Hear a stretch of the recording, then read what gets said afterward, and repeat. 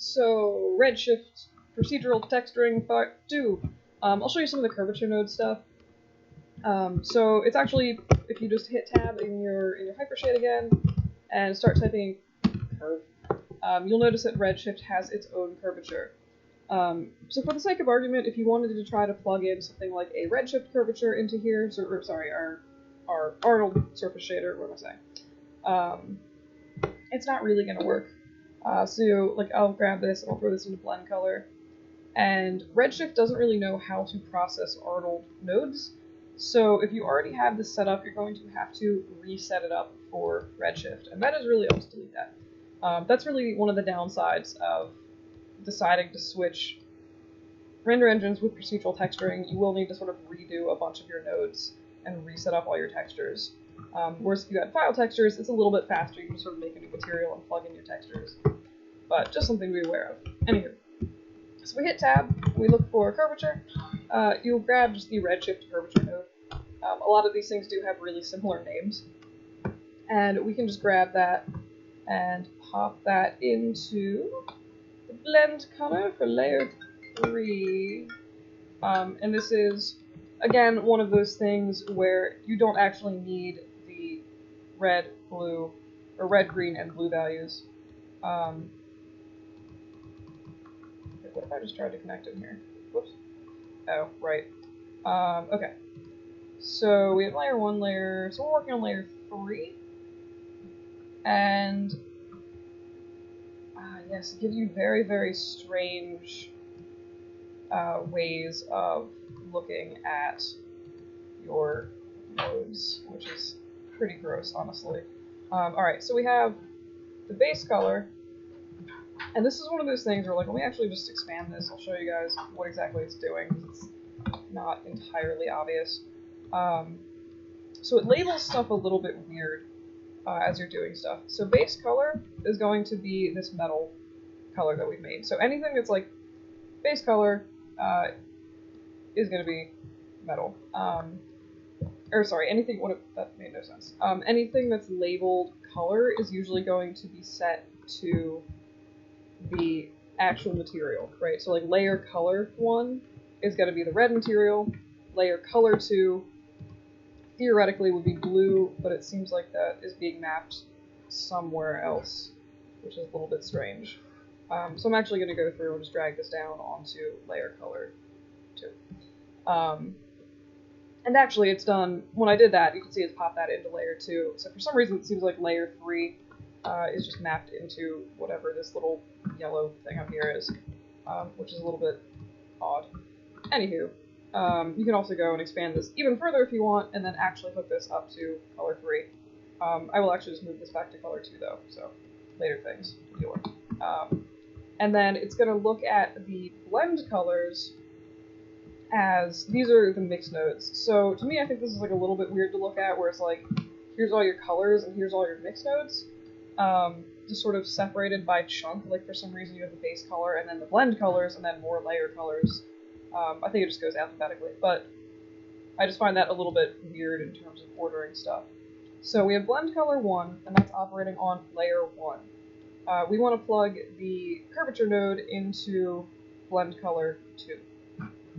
So we RS curvature, and just pop that into blend color 2. And you want out into, good lord. Just grab either the R, the G, or the B, it doesn't really matter. This is kind of the opposite of RedShift, where it just has you just grab out from this, and then you just pop it into the red, the green, the blue of the end, instead of grabbing the red, green, or blue, and then just putting it into the mix. So it just works in reverse. And I'll go ahead and I'll close that, and it should, I have no idea what this is going to look like in terms of showing the curve. It's actually pretty not terrible. So you can see we have a little bit of blue starting to come through on the edges in here. One thing I do, just like as a weird side note, a lot of times I will make a weird temporary shader just so I can see exactly where that's coming through. Sometimes if you're working chrome on chrome on chrome, it's a little bit hard to isolate what you're actually working with. So we can mess with this. There's way fewer samples in here, or options in here than there is in Arnold. which makes it a little bit easier to work with, but also probably means you're going to have to go in and maybe mess with something, you know, pipe that through another color correct node or something like that to make it work. In this case, we're doing convex, we're doing the edges, and as far as I've been able to find, and I've looked for this several times, but I have not been able to find anything like Arnold has in the RedShift view, where you can isolate just your curvature node, which kind of sucks, honestly. That was super handy, but yeah. So you'll just have to kind of go through and like render and just sort of guesstimate like what you're working with.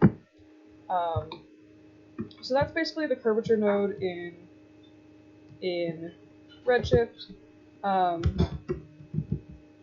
There is also a RedShift ambient occlusion node in here. Next video, I'll show you guys how to actually pipe these in and get a little bit more control over everything. But let's just go through and we'll look at the mushroom again, because the mushroom I feel like is a pretty decent demonstration of ambient occlusion. So I'll grab this and I will just throw the curvature. I already know I need the out curvature. Oh, okay, yeah, weird. So apparently ambient occlusion just needs, oh, I actually can. That's fine. Alright, so just grab your curvature node and dump that into the layer 3. And in this case, you can, again, just grab out, look for blend color 3, and just throw that into the R value. And this isn't going to really show anything, because we've not put a material in this. So if I grab the blue again, I will just dump that into layer 2 again. I will dump that into layer 3. And theoretically, something should show up somewhere with the ambient occlusion, which has not actually been attached in there, or has it? Nice curvature. Odd. I think it didn't attach in properly somehow. Nice curvature. Yeah, grab out and put that into blend color 3. Let's try green and blue as well. Most intriguing. But that's actually a little bit bothersome. Oh, shoot, I put the curvature in twice. I was going for the ambient occlusion node. That explains many things. Interestingly, it also, I've just noticed, this is a little bit weird. Good. Did you do the things? Alright, let me actually just double check, just expand this again and make sure that now we actually have... Alright, so we have our ambient occlusion put in. Great. So that theoretically should show something. If we mess a little bit maybe with, you know, some of the different values in here, hopefully we should start to see something actually showing up in here. In this case, again, I'm just gonna pop over and look at the mushroom, because it seems like that is generally a better demo object for this. That looks diseased, extremely diseased. Ew. Anywho, so I'm gonna come through. I think I'll make a new shader really quick, just for demo purposes, and then I'll come and show you how to add some more control over this. Again, one of the reasons I sort of start with Arnold, I feel like a lot of these are a little bit easier to fine-tune in Arnold. Some of the default settings in the RedShift, like ambient occlusion nodes and such, are a little bit odd. So, anywho, I shall return.